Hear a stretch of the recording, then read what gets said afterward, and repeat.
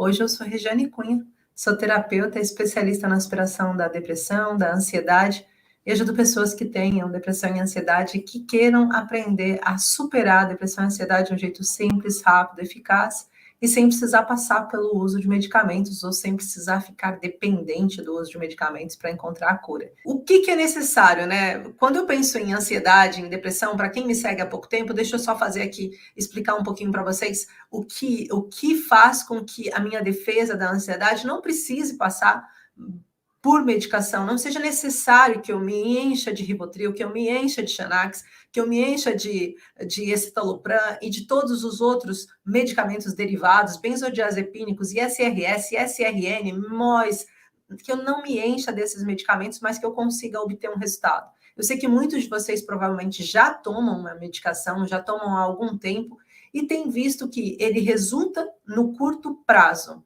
mas não resulta ao longo prazo. O que eu quero dizer de curto e longo prazo ou seja, faz com que vocês consigam ter uma melhora do sintoma naquele momento, mas não deixa vocês se livrarem da ansiedade ou depressão. Faz com que vocês se tornem dependentes daquele medicamento. Então, o objetivo aqui é vocês entenderem que existe um caminho para além desse. Um caminho seguro, simples, rápido, sim, eu posso dizer que é rápido. As minhas pacientes normalmente conseguem atingir um processo de cura em 1 mês e meio, 2 meses no máximo, né? Então, isso para mim já é rápido, pensando em pessoas que têm ansiedade há anos e que não saem dela.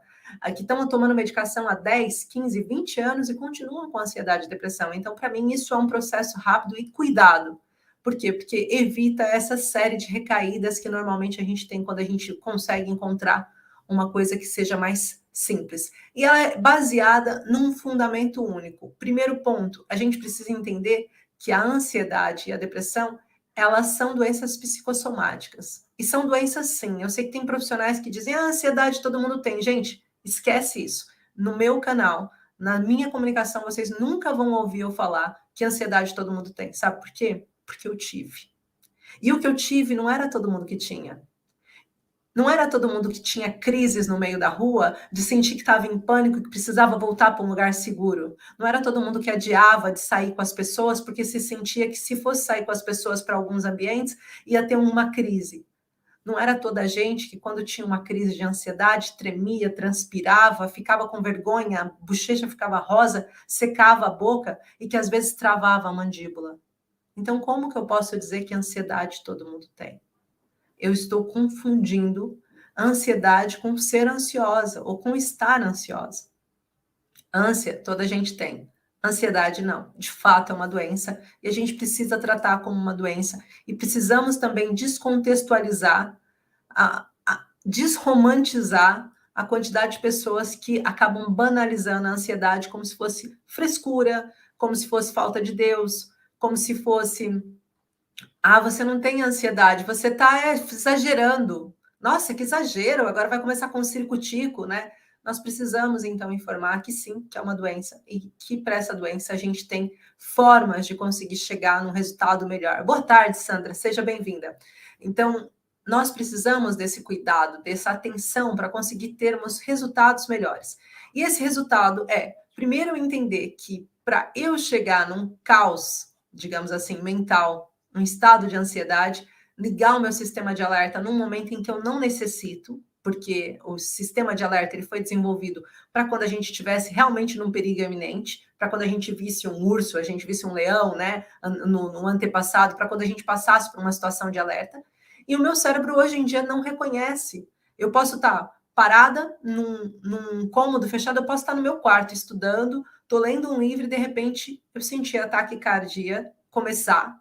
A taquicardia começa, eu começo a sentir essas palpitações, às vezes dá um formigueiro, eu começo a me sentir ansiosa, eu já estou começando a entender que eu estou numa crise de ansiedade, e do nada, estava lendo um livro e de repente entrei numa crise de ansiedade. Né? Então, como que o meu cérebro agora entende que eu estou numa crise de ansiedade, que eu estou passando por uma situação de perigo? E foi isso que os nossos cérebros passaram, que no passado era normal, ou seja, que no passado era só para proteger a gente do perigo, mas hoje não é para proteger do perigo. Hoje avisa um perigo que não existe, que ninguém consegue entender. Então, esse é o primeiro ponto. O segundo ponto é que a ansiedade, né, ela advém de pequenos processos traumáticos ou traumas de impacto que nós passamos. Quando a gente começa, né, o processo da nossa ansiedade, nós passamos por situações em que a gente não conseguiu mais lidar bem com essa situação. Uma situação de um trauma de impacto, uma situação de um trauma acumulativo. Por exemplo, hoje eu estava com uma paciente minha que eu atendi e que ela passou por um trauma de impacto. Ela perdeu alguém muito importante para ela. Como que o meu coração, como que o meu cérebro, como o meu corpo processa a dor de ter acabado de perder uma pessoa que era importante? Aquilo vira a minha vida do avesso, aquilo faz com que eu tenha que ter um outro jeito de olhar.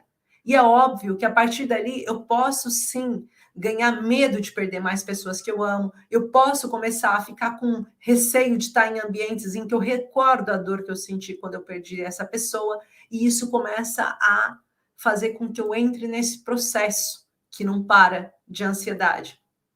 Então, a ansiedade tem um ponto de origem. Eu gosto sempre de trazer a ideia do copo para que vocês entendam que não se trata só da última gotinha que caiu no copo, mas de todas as gotinhas que entraram. Essas gotinhas funcionam através do trabalho, né? Quando a gente pensa assim, como que funciona essas gotinhas do copo? Normalmente é os escudos, né? Se eu me sentir desvalorizada, todos os momentos que eu me sentir desvalorizada e que vai aumentando aquele copo, vão fazer com que o meu copo enche e transborde. E a partir dali, eu tenho um copo cheio de desvalorização e eu vou ter que lidar com essa desvalorização, tá? Então, esse é um ponto importante da gente entender. Então, a ansiedade, ela não começa do nada e ela também não vai embora do nada.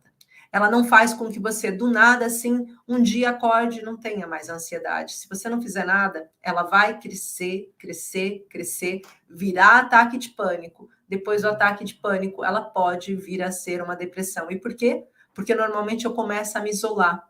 Eu começo a entrar num processo de isolamento, e a partir do momento em que eu entro num processo de isolamento, eu começo a entrar num limbo chamado depressão. Eu sinto que eu não posso mais sair e eu fico presa e refém disso.